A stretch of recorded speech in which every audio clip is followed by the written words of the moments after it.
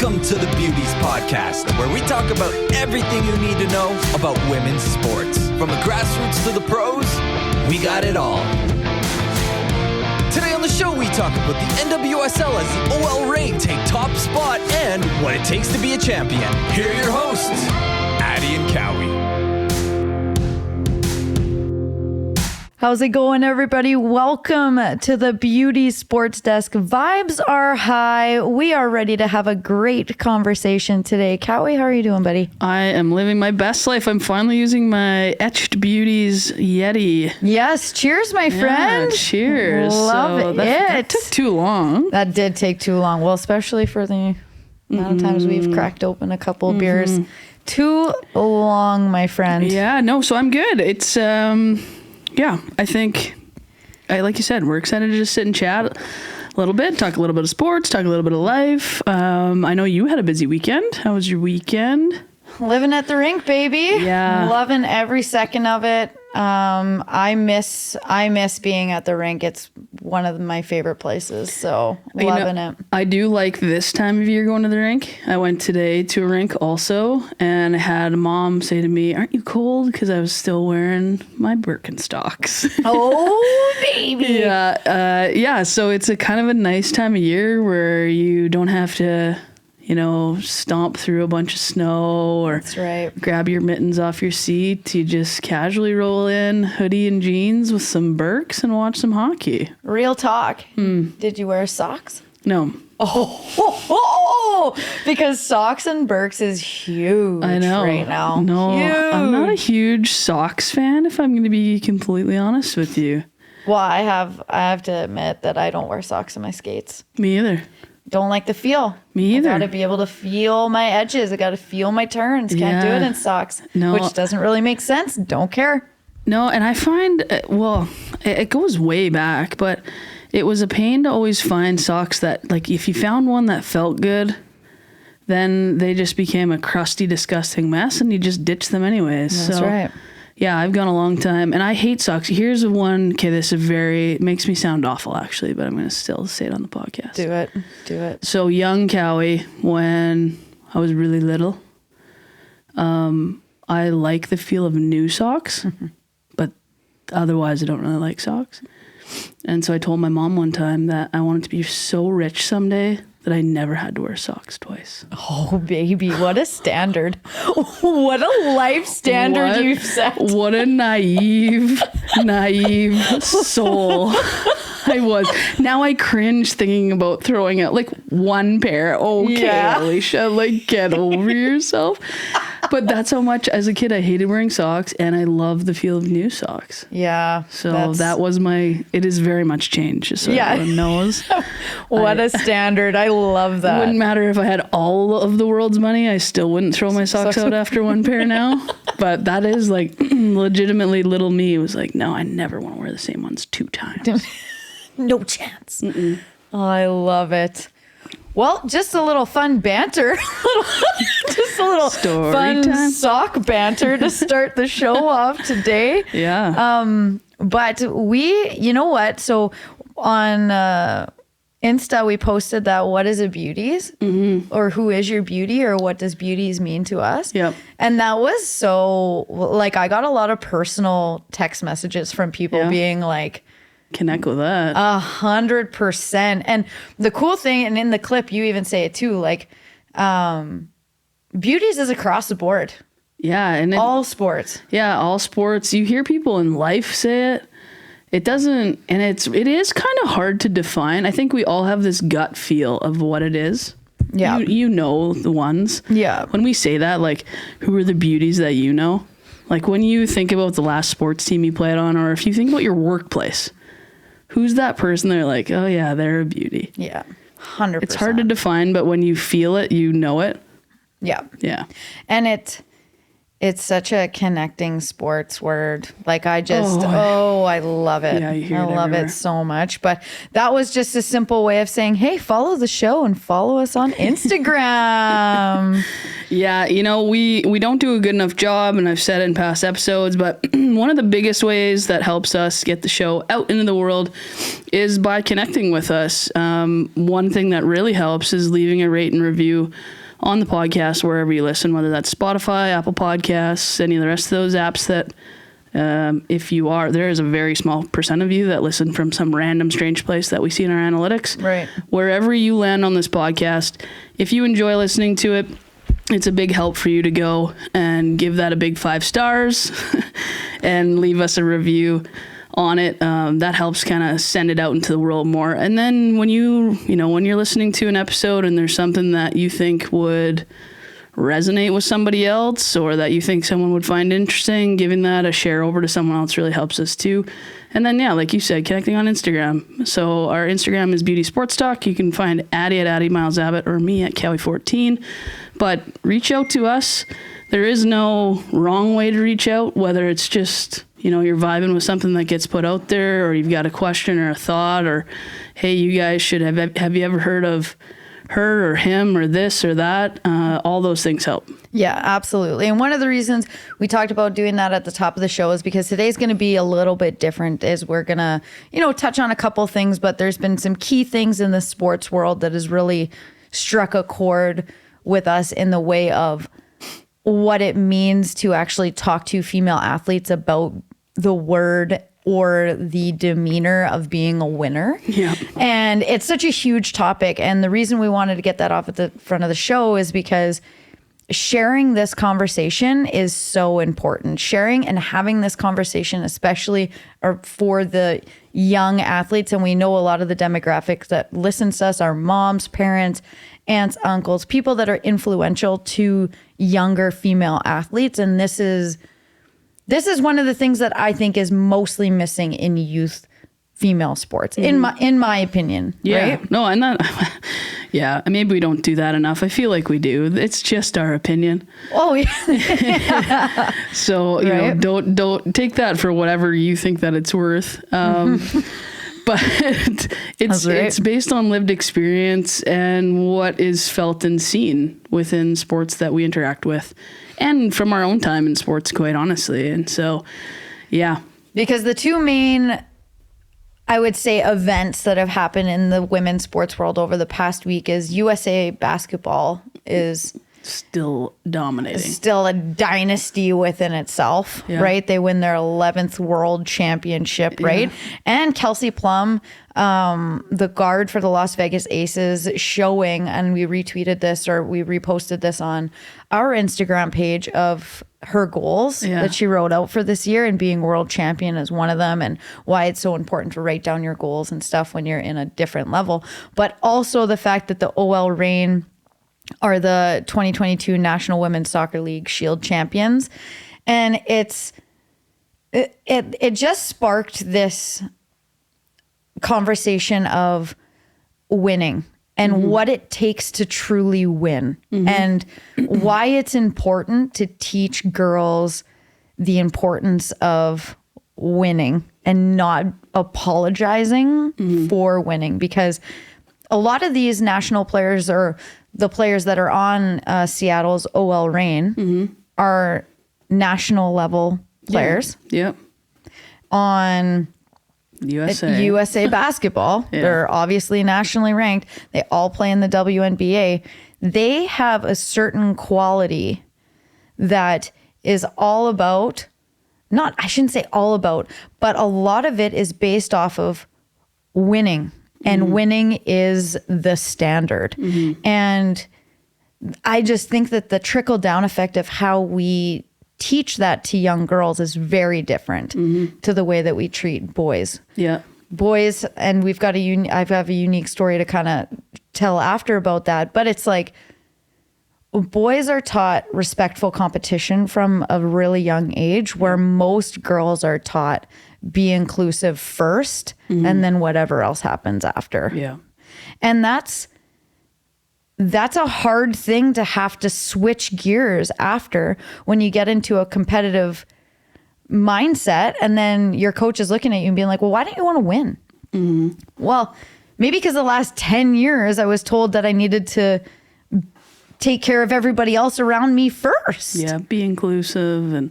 And the thing is, too, that I think a lot of people have a hard time pushing their young girls, because there is this such a strong movement of female empowerment and supporting one another. And they don't have to be individual. You can do all of those things. You can be inclusive, and you can lift up your peers and be a winner. That would be my definition, right? Yeah, and I think we sometimes like separate those two things, and that, if I celebrate a little too much, and it's just not, and it's like a fundamental flaw in society, honestly. I agree. And right off the bat, I feel like we're going to get right deep, because I feel so passionate about this, because I feel like girls are held back a lot in that regard. Because even if you look at Alexander Ovechkin, when he first came onto the scene in the NHL and he was doing all those crazy celebrations and he was taking those 1-2s and stuff, that was celebrated like no other. His the way that he reacted, the amount of fun that he was having, all that stuff, it was single-handedly one of the most celebrated things ever. And he was essentially categorized a winner, and for doing all of that. I have never seen a girl feel comfortable enough to be able to react that way and still be celebrated in the end of it. I always think back to that, because I'm like, if you look at big goals comparable, Marie-Philippe Poulin in the Olympic gold medal, she shrugs her shoulders and goes, "My God, everybody bring it in." But it's like, we should be throwing her into the stands. Like, people should be losing their minds, right? And there just seems to be this different approach for women. A hesitation of it. A hesitation of actually having that swag of like, it's okay for me to be doing this. Yeah, and it's also okay. Like, part of this conversation that we've missed too, I think, is that it's okay to not be the winner and celebrate the winner. Yeah. Right? Because those two things actually do go hand in hand, where we see a lot of people have pause in celebrating. Or in, pushing themselves to that extra level because of the fear of the repercussion of their peers. 100%. That fear of getting shit on by the rest of the girls. 100%. 100%. And let's maybe peel back a little bit in talking about what spurred this conversation, because the Las Vegas Aces and the WNBA just won a huge championship. Correct. Right? And let's just say they sullied and they sullied hard. But they won. Let's get real. Las Vegas won the year. Yeah, they did win the year. They won the year. And they had new leadership. They had all these different components. But at the core of it, when you look at the players that they had Asia Wilson, they had Kelsey Plum, they had Chelsea Gray. They had these women that have grown up in winning organizations, winning, like, you can't even, South Carolina, like, just... When do we talk to girls, and when do we start talking to young female athletes about winning? Like, or rephrasing the question to, when should we? I would say from the very beginning. Because my thought is exactly the same, but for a lot of it, girls are taught to not really care too much about winning. and to not really embrace it, and that it's all about equality among the group, which we do agree with. Yeah. But when do we actually get to the point where we look at a girl and say, don't you ever apologize for winning? Yeah. Because it's that to me, being a part of female sports from literally intro all the way up, is a fundamental core thing that I feel like we're missing until we get to 17, 18 years old. And that's a hard switch to flick. Yeah. And I think back, this just jumped into my head. So I grew up in a small town. And so it's not like I was competing against 200 girls my age. I was competing against like 25 to 50, right, depending on the year. And I have this vivid memory, and I was a pretty good athlete. I was played all the things, and I played them like all relatively well for my town. Let's just clarify. If I went somewhere else, I probably would have had a really big reality check on a lot of them. But in my experience as a young kid, I was uber competitive. Still am. I grew up in a family that celebrated I wouldn't call them that they celebrated winning, but they celebrated my efforts in terms of putting my best foot forward, whether that resulted in a win or a loss. And I have a vivid memory of a track and field event and standing on the line and a friend of mine asking me to lose so that she could win one. So I had won, let's say I had won the 50 and the 100, and it was the 200. And hey, Alicia, do you mind just letting me win one? And I couldn't. Yeah. I said no. And that's where, when I think about all my guy friends growing up, no one would have ever stood on the start line and asked someone to lose. Yeah. And a lot of kids, if they were in my shoes, who were asked, would have felt guilty for beating their friend again. And isn't that term, that guilt? Oh no, I should let her win one. Yeah. Oh, I should. Yeah. Oh, I feel bad she hasn't won anything. I have countless. I can think of numerous times. I remember, I think I've told this before, trying out for varsity volleyball in grade 9 and making the team and saying to our volleyball coach that it's okay, I'll just play JV this year. Like, let someone else in grade 11 or 12 play. And her saying, if you choose not to play, I'm still not taking them. Forcing me, okay, well then I'll play. Yeah. But my instinct in that moment was, it's okay, let them play. Yeah. Even though my ability put me on that team before them. Yeah. And so it's not, I don't want anyone to sit here listening to us talk and think, oh my God, I've done such a disservice for my kid. Because I grew up in a house where I am being very honest, that my parents very much celebrated all of our victories, whether academically or athletically. We were told, like, you go and you compete and you put your best foot forward, and whatever the result of that is good. Right. Is enough. Yeah. But if you come home and you didn't try, that's when I got in shit. Yeah. Well, then why are we paying for you to be there? Yeah. If you're not actually going to go out and do it. And so I was afforded all of those conversations around being positive and winning. Yeah. And still, my gut response in grade 9 was, it's okay. I don't need to this year. I'll play next year. If I made the team this year, I'll probably make it next year. Yeah. Let someone else have it a go.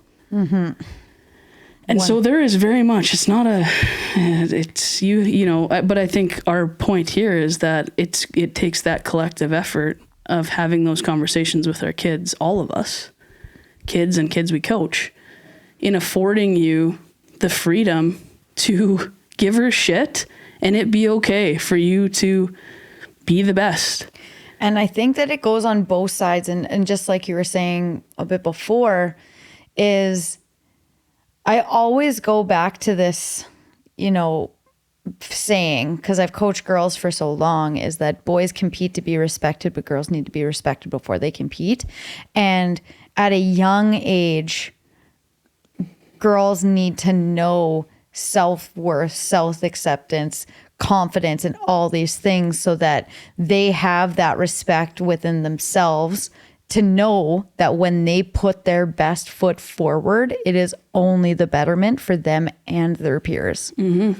Right? Yeah. Don't just try to fit in, stand out. Yeah, that's a very, very good way of putting that.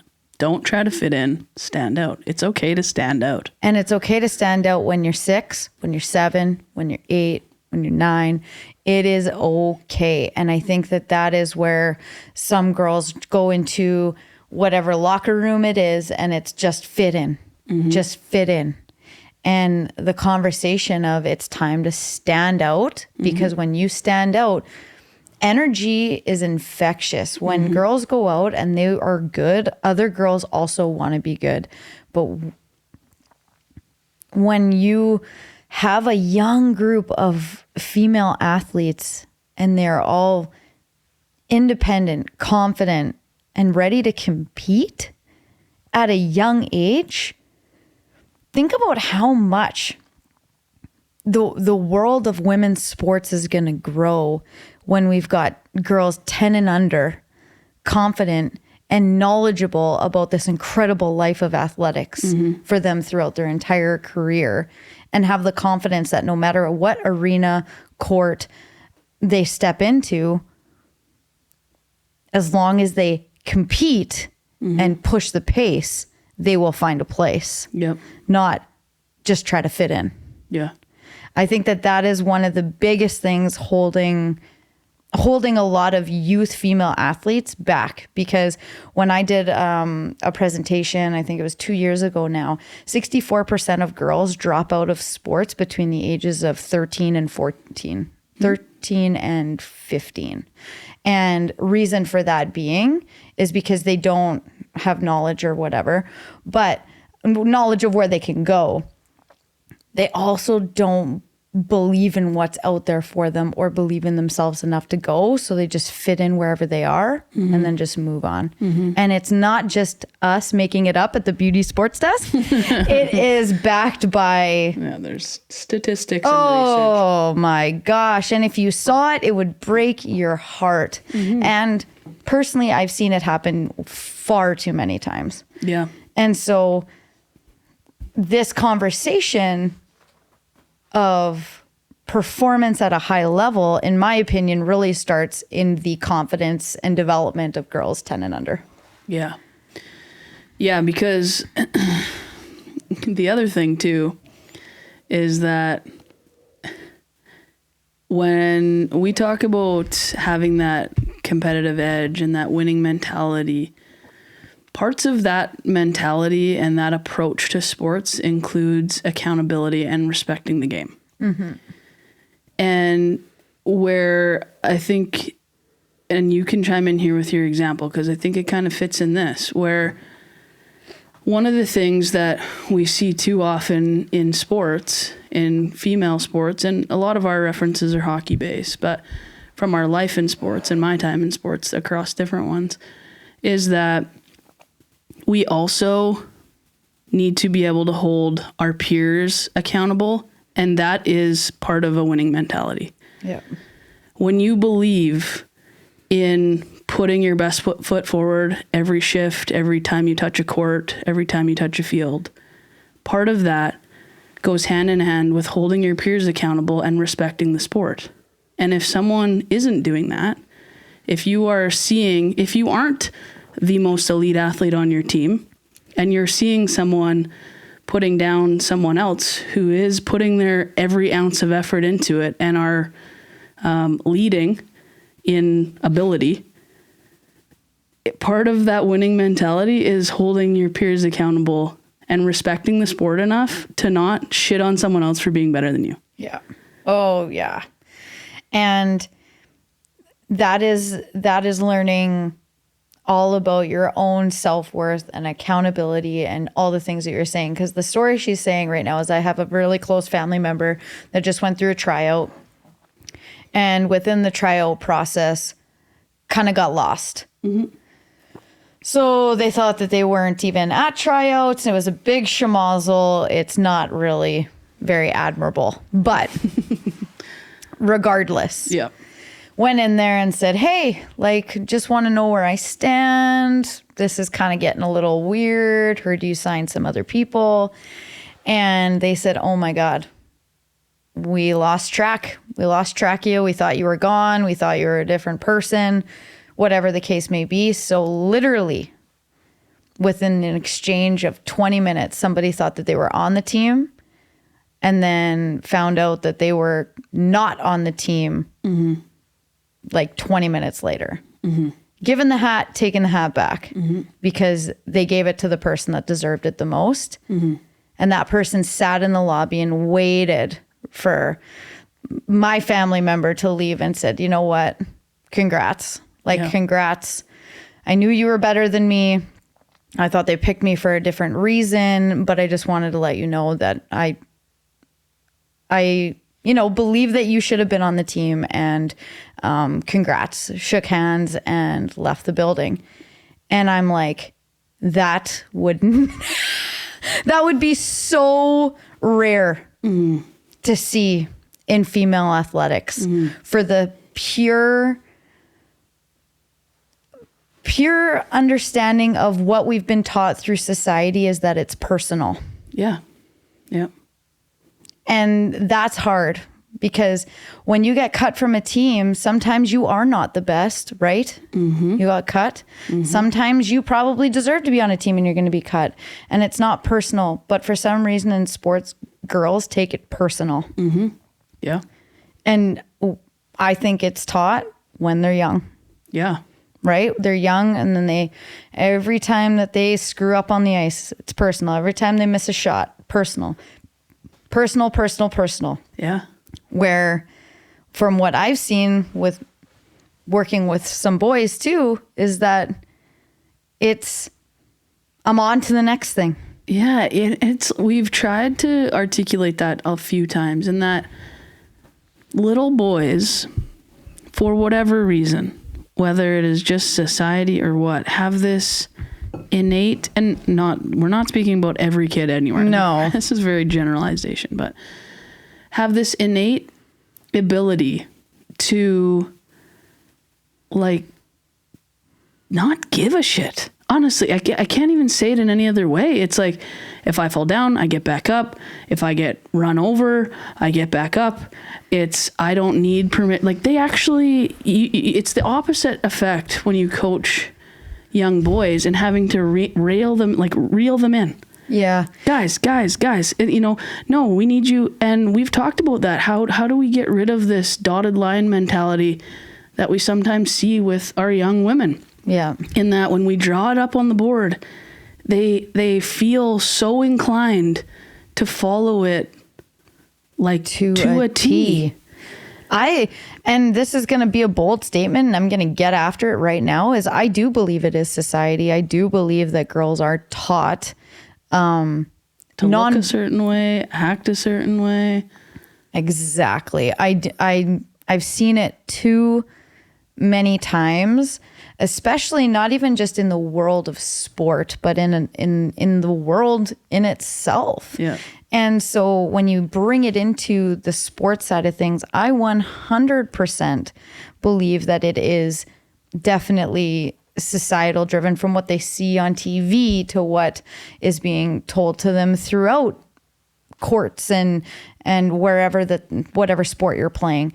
And I always go back to the fire pole analogy all the time, because that is just the easiest way of explaining it. And for the people who haven't maybe heard it before, they take a group of 5 boys and 5 girls to a fire hall, and they ask them to go down the fire pole or whatever. And the boys were encouraged to be out there, jump, be courageous, whatever, blah, blah, blah. Didn't even think twice about supporting them. girls were asked on an average of 4 to 5 times if they wanted to do it, if they were okay, if they wanted somebody at the bottom. Are you secure? Do you need help?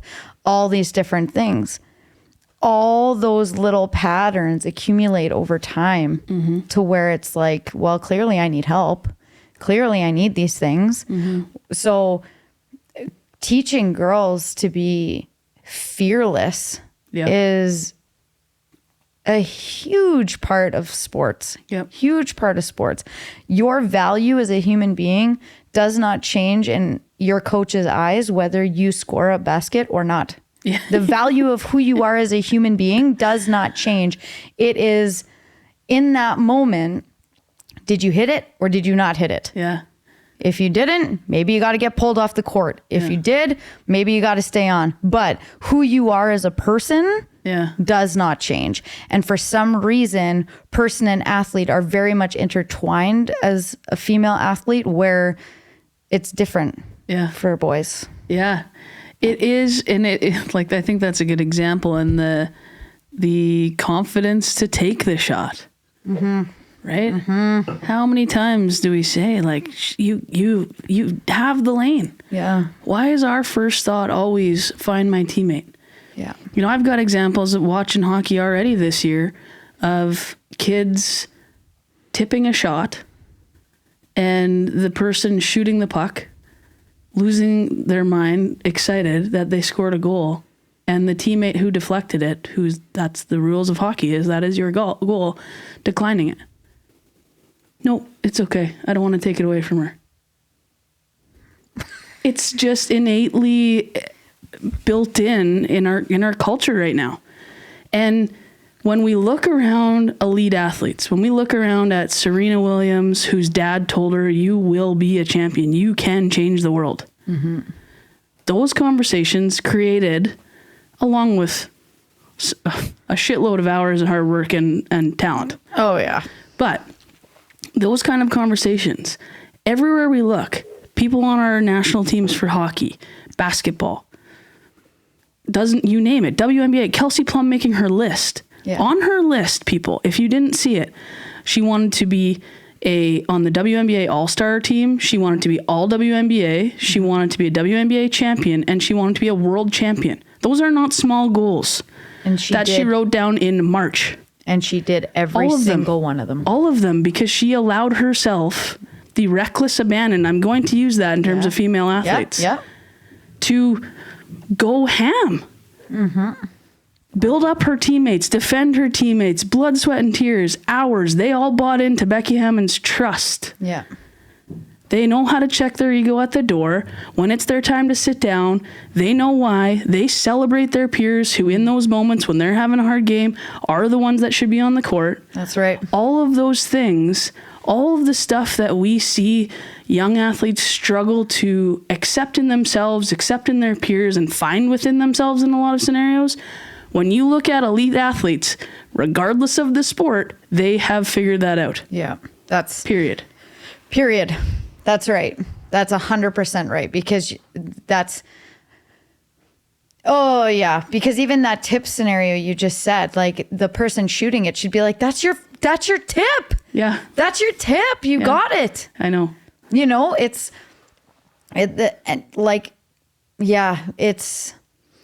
such an emotional thing, because I think we've seen it at so many different ages. Like, we get to watch it at the pro level. We get to watch it, at the, I want to say, I guess, amateur level here. And then we've also coached little young nuggets. We've seen it at every single age, and it's consistent all the way through. And it's like, when you make that leap, if you're looking for your daughter to make that leap, tell her it's okay to be a champion. It is okay to win. Obviously, not taking away the fact that she's got to be a good teammate. She's got to care about the process. She has to do all the little things. But in saying that, winning is good. Winning. And I heard this quote and I thought it was unreal. Winning is more fun than fun is fun. Okay. Not wrong. Not wrong. And I was like, that is so true, because I've had fun my entire career playing sports, but I'll tell you what's the most fun. Winning. Yeah. And what comes with winning is this internal drive of knowing that you are accepted, embraced, and loved, even though you still are a winner. And it's a very interesting conversation to have, because when you would listen to a podcast on men's sports, it wouldn't even be a question. No. This guy's won this many rings. This guy's won this many trophies. This guy's won this, blah, blah, blah, blah, blah. Whereas girls, it's just the flip. You have to teach them that it is okay to win and it should be embraced at all levels. Yep. And I've never been a fan of this give a trophy to everybody. Ooh. Baloney. This give a trophy to everybody garbage. Yeah, let's devalue all the trophies because Right? everybody gets one. It's like, no, thank you. One girl gets to stand at the top of that podium, or one team, not everybody. It's just as important to learn how to be a winner as it is to learn to be a loser. Yeah. And winning is winning and losing is losing. Yeah. I agree entirely. And it's when you think about the concept of giving out a trophy or a ribbon to everybody, it's actually like, it's not Halloween. Not everybody gets a candy. It's not, and nor should it be, because those things are positive. I think and I don't have kids, so here's my Cowie has no kids kid rant. Love it. I have nieces and nephews, and I promote them every time.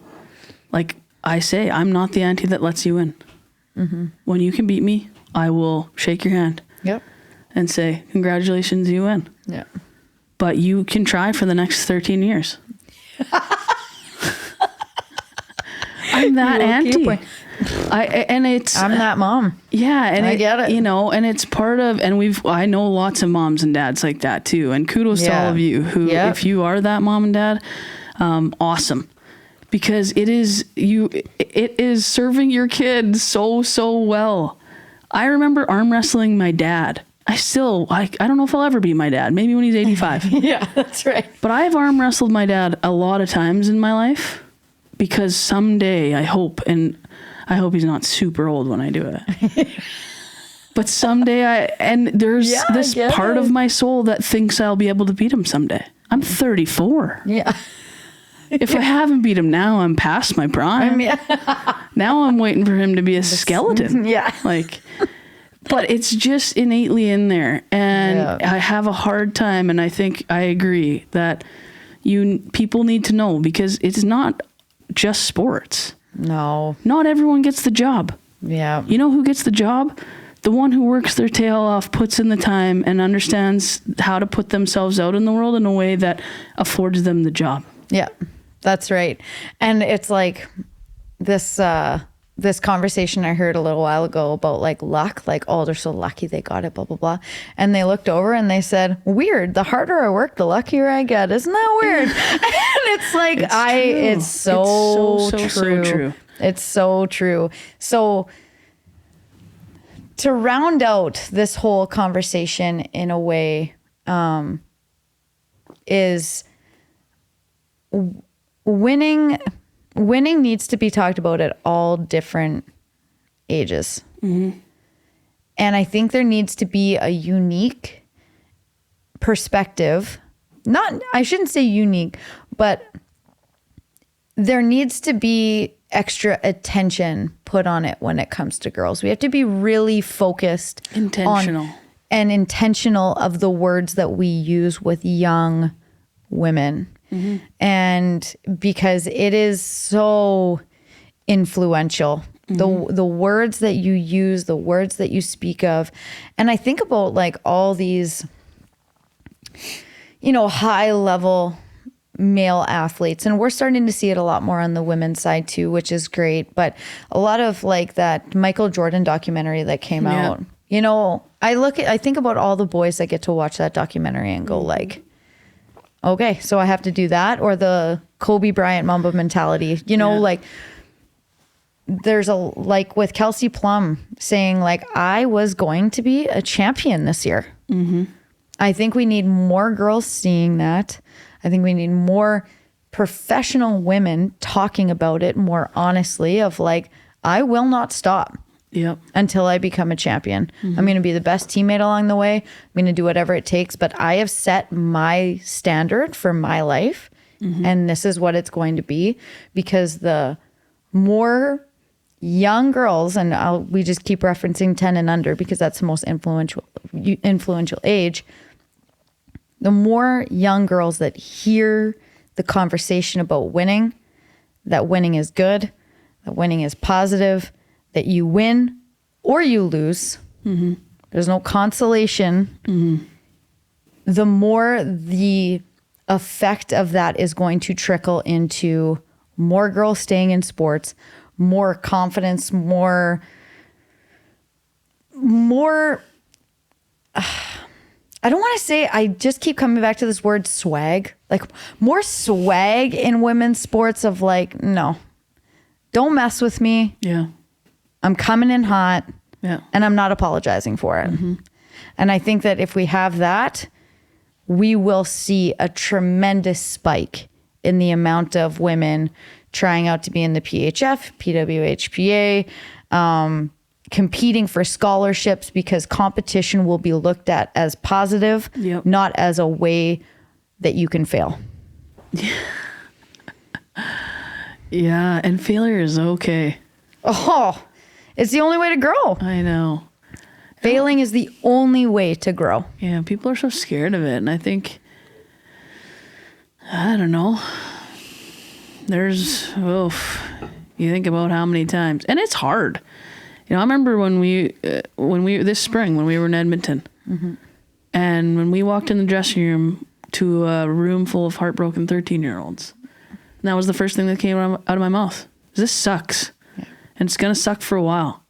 But you frickin' remember this day. Yeah. Because losing does suck. But you have to find a way. And the things you take away from that, I mean, that tournament alone were so many learning experiences, and whether they take them away or not, hopefully they look back on them at some point in that way, because we had some highs of highs and we had some lows of lows. You betcha. And yeah, I look back at all of my failures, and man, the list is longer than my successes, I'll tell you that much. Yeah, betcha. And that's like the embrace the failure, like full, like I say to the girls all the time, like full send, like don't hold back for anything. Yeah. Don't hold back for anything, whether it's a conversation with a teammate, a drill, a system. Don't hold back for anything, because winning is where we're headed. But you have to be able to accept failure along the way to get to that. And you know what? Because there's a difference between failure and regret. And it's a very significant difference in that if you fail, and by fail, I mean either you lose or you get cut, all of those things you can swallow when you can honestly, and I mean honestly, when you can sit with yourself and say, yeah, that was the best I had. That was the best I had. And it wasn't good enough. Yeah. Then when you fail, when you lose, it sucks because you're competitive and you want to win. But you can find a way to benchmark that and move on and make yourself better. Yeah. There is nothing worse than sitting in a dressing room or going through an interview and not getting the job when you say, shit, I should have said that. Or, I took a period off or an inning off or a set off, whatever your sport is. That's regret. Oh, yeah. And there is nothing worse than regret to me. And the interesting part of looping this all back around to why we wanted to talk about this is that we need to start teaching exactly what you just said to young female athletes. We can't let them get to the point where they're 16, 17, 18. They need to feel that. And it might not be as intense, obviously, because they're younger, right? But understanding that you can lose and fight your way back. Yep.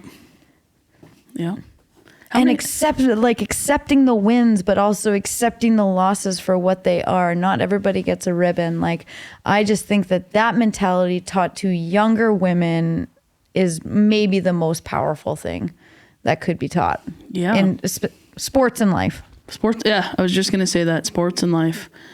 If we can master that, I think we try to have that conversation. We have that conversation ourselves a lot. And I think when you're cognizant of it, and that's part of it too. And that's why we have the conversation, is so that you think about it. You, whoever's listening, you, yeah. Yeah. Wherever you go next, that you use your words with intention. Yeah.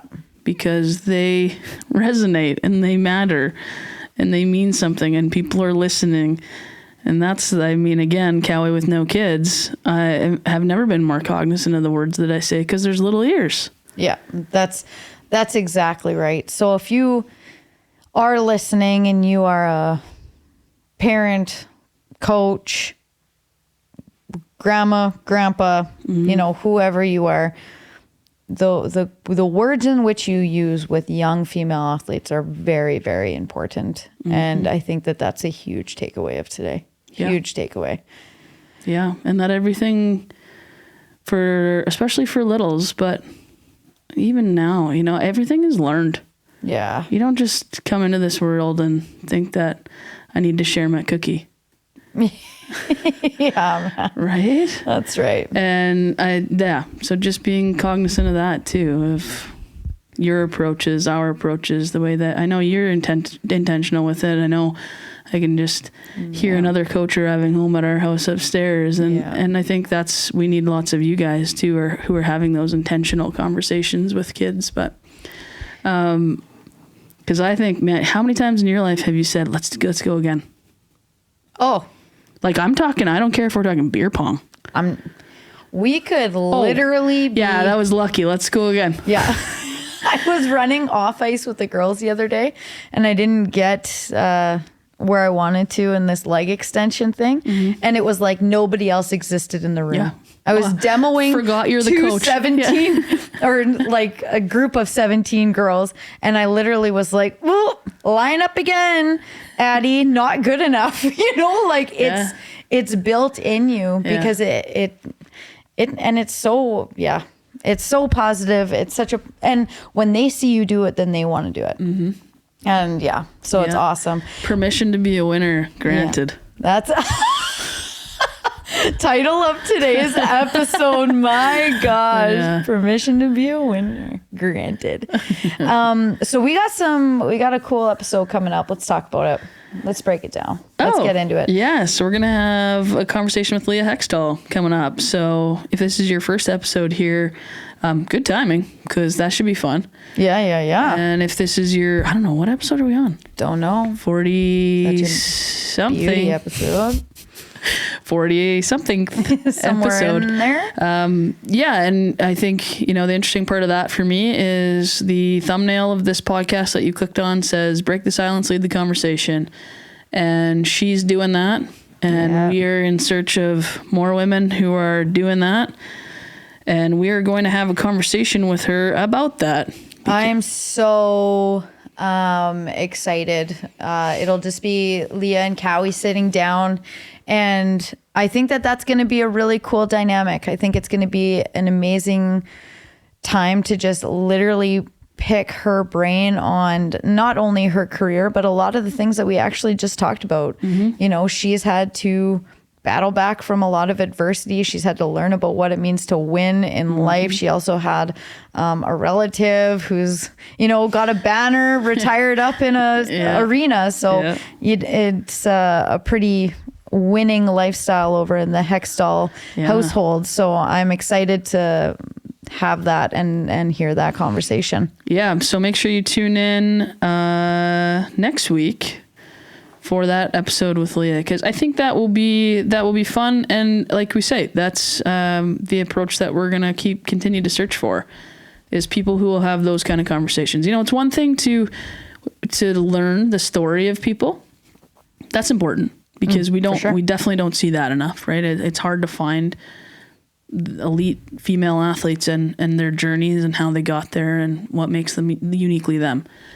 But also having those kind of harder conversations, and I think that'll be fun for us to continue to try and find those conversations together. Absolutely.